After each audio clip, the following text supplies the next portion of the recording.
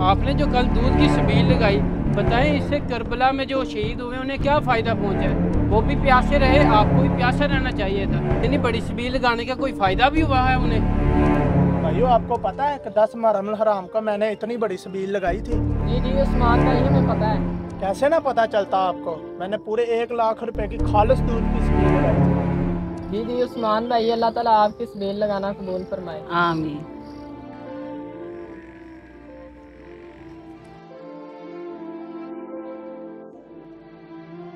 उस्मान भाई, मेरी बात सुने ज़रा।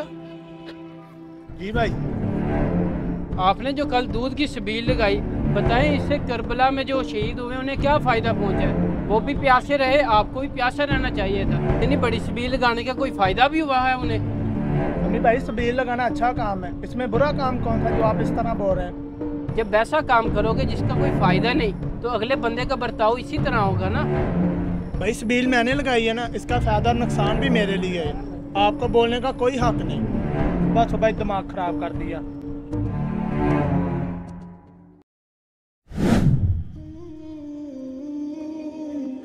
अस्सलाम वालेकुम उसामा भाई। वालेकुम अस्सलाम वरहमतुल्लाहि वबरकातुहू। क्या बात है समी भाई, बड़े गुस्से में दिखाई दे रहे हैं। उस्मान मेरे पास से गुजर रहा था, जिसने 10 मुहर्रम को इतनी बड़ी छबील लगाई थी।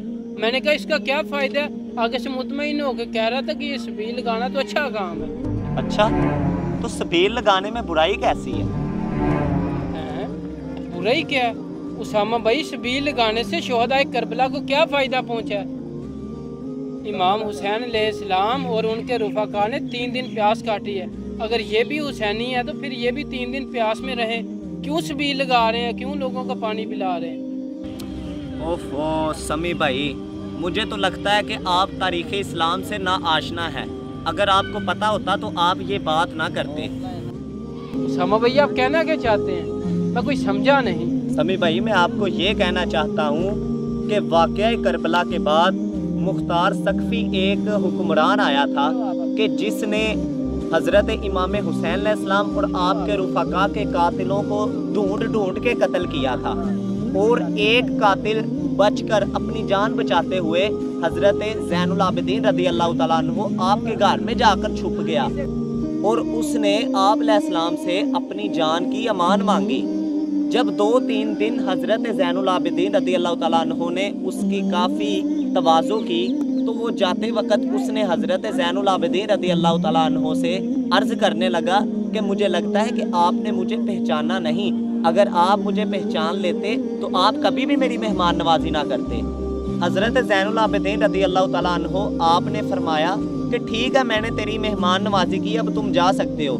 लेकिन 2-3 दफ़ा उस बंदे के एतराज़ करने पर हज़रत ज़ैनुल आबिदीन रज़ी अल्लाह तआला अन्हु ने फरमाया कि तू भी उसी यजीदी लश्कर का हिस्सा था कि जो हमारे मुखालिफ करबला में खड़े थे, लेकिन तू वहाँ यजीदी किरदार अदा कर रहा था और मैं इधर तेरी मेहमान नवाजी करके हुसैनी किरदार अदा कर रहा हूँ। तो प्यारे भाई, पानी पिलाना, लोगों को खाना खिलाना, ये तो हज़रत ज़ैनुल आबिदीन रज़ी अल्लाह तआला अन्हु की सुन्नत है।